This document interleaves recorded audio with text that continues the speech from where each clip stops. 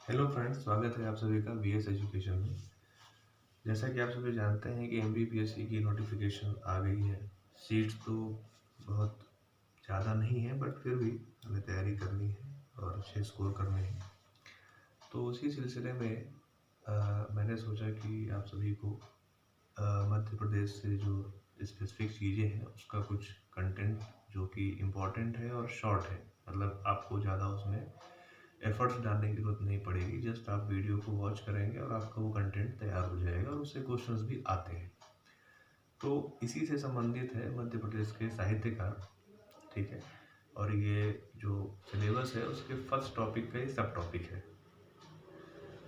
तो मध्य प्रदेश के जो साहित्यकार हैं उनको 3 भागों में वर्गीकृत किया जाता है। पहला है प्राचीन साहित्यकार, जिसमें कि महाकवि कालिदास, कवि भारतीहरि, भवभूति, बाणभट्ट। और मध्यकालीन साहित्यकार में आचार्य केशव, भूषण और कवि पद्माकर। और आधुनिक काल में साहित्यकार जो है वो है पंडित माखनलाल चतुर्वेदी, गजानन माधव मुक्तिबोध, सुभद्रा कुमारी चौहान, बालकृष्ण शर्मा नवीन, हरिशंकर परसाई, शरद जोशी, मुल्ला रामू जी और आचार्य नंद दुलारे वाजपेयी हैं। तो इसमें जो एमपीपीएससी इनसे हमें अक्सर इनकी जो महत्वपूर्ण रचनाएं तो इनकी बहुत सारी हैं, लेकिन हमें सब नहीं पढ़ना। जो महत्वपूर्ण रचनाएं हैं उससे संबंधित प्रश्न पूछता है। तो हम एक एक करके इनको देख लेते हैं। सबसे पहला है प्राचीन साहित्यकार। तो प्राचीन साहित्यकार में सबसे पहले महाकवि कालिदास। तो इनको भारत का शेक्सपियर भी कहा जाता है, ठीक है। भारत का शेक्सपियर भी कहते हैं, कभी कभी ऐसा भी प्रश्न पूछ देता है। और इनके जो महाकाव्य है, पहला तो है रघुवंश, दूसरा है कुमार संभव, फिर है खंड काव्य, ऋतु संहार, मेघदूत। और निबंध संग्रह है मालविका अग्निमित्र, अभिज्ञान शाकुंतलम और विक्रमोर्वशीय। हमें ध्यान देना है कि इनको जो भारत का शेक्सपियर कहा जाता है वो अभिज्ञान शाकुंतलम निबंध की वजह से इनको कहा जाता है। निबंध संग्रह या नाटक आप कुछ भी कह सकते हैं, वो चीज़। फिर है कवि भर्तृहरि।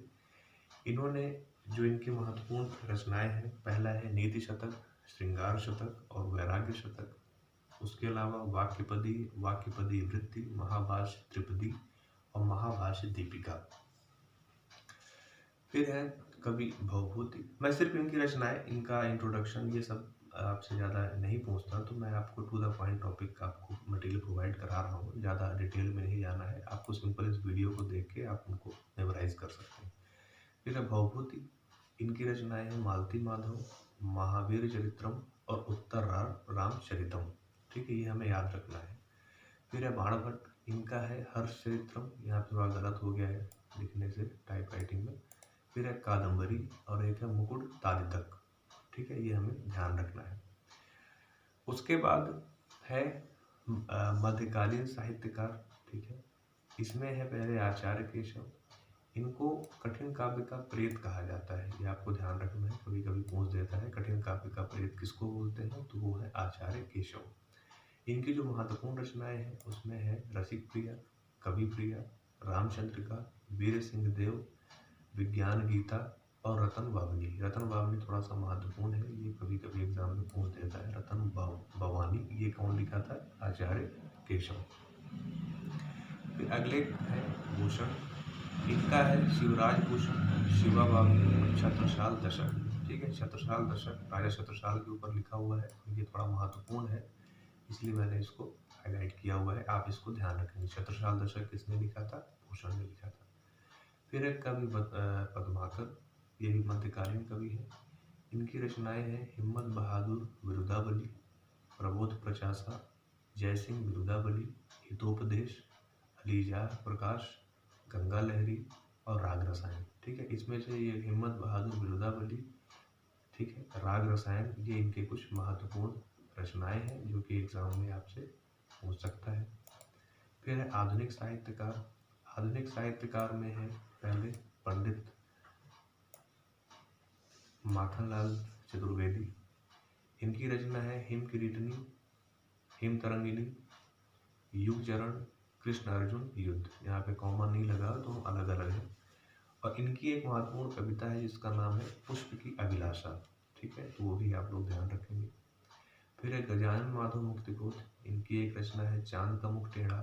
कामायनी एक पुनर्विचार, कामायनी जयशंकर प्रसाद का है। कामायनी एक पुनर्विचार जो है वो किसने लिखा था? गजानन माधव मुक्तिबोध।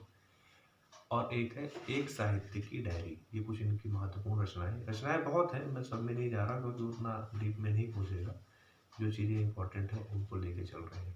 फिर है सुभद्रा कुमारी चौहान, इनकी रचनाएं हैं मुकुल, बिखरे मोती, त्रिधारा, उन्मादिनी, सीधे साधे चित्र, ठीक है। आपको यहाँ ध्यान रखना है कि बिखरे मोती जो है एक बार एमपीपीएससी ने सेकंड पेपर में पूछा था, जब हिंदी पूछा करता था वो, तब एक बार उसने पूछा था कि बिखरे मोती किसकी रचना है। ये एमपीपीएससी में एक बार आ चुका है।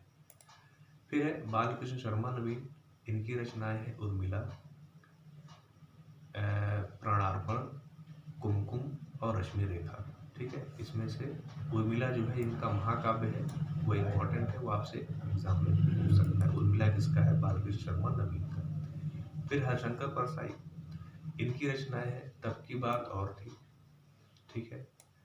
फिर है भूत के पांव पीछे, बेईमानी की परत और पगडंडियों का जमाना, ठीक है। ये चार है, इसमें से बेईमानी की परत हो, पगडंडियों का जमाना हो, भूत के पांव पीछे, ये सभी इनकी महत्वपूर्ण व्यंग्य है, इनकी रचनाएं, और ये अक्सर पूछता है। शरद जोशी, इनकी है परिक्रमा, जीप पर सवार इल्लियां, राह किनारा बैठ, एक था गधा, मैं और केवल मैं, ठीक है। फिर है मुल्ला रामू जी, इनकी बहुत रचनाएं तो नहीं है, इनको सिर्फ इसलिए श्रेय दिया जाता है कि इन्होंने गुलाबी उर्दू शैली का विकास किया था, ठीक है। तो मुल्ला रामू जी पूछ सकता है कि गुलाबी उर्दू शैली का विकास किसने किया था? तो मुल्ला रामू जी ने किया था। फिर आचार्य नंद दुलारे वाजपेयी, ये हिंदी साहित्य का आधुनिक युग, साहित्य सृजन, समीक्षा, रीति और शैली, ये सभी इनकी रचनाएं हैं। ज़्यादातर इन्होंने मतलब उपन्यास के रूप में इन्होंने रचनाएं लिखी हैं, तो इनका इस रूप में महत्वपूर्ण योगदान रहा है। फिर है डॉक्टर शिवमंगल सुमन, इनकी रचनाएं हैं हिल्लोल, विश्वास बढ़ता ही गया, आंखें भरी नहीं, जीवन के गान और माटी की बारात। तो ऐसे ही कुछ महत्वपूर्ण रचनाएं हैं जो इनसे आपसे एग्जाम में पूछ सकता है। तो आप इनको मतलब एग्जाम में जाने से पहले या बीच में कभी भी समय निकाल कर इनको आप रिवाइज कर सकते हैं। ठीक है फ्रेंड्स, मिलते हैं नेक्स्ट वीडियो में, और जो भी आपके सिलेबस के हिसाब से होगा, आपको जिन टॉपिक पे वीडियोस चाहिए आप मुझे कमेंट करके बता सकते हैं। धन्यवाद।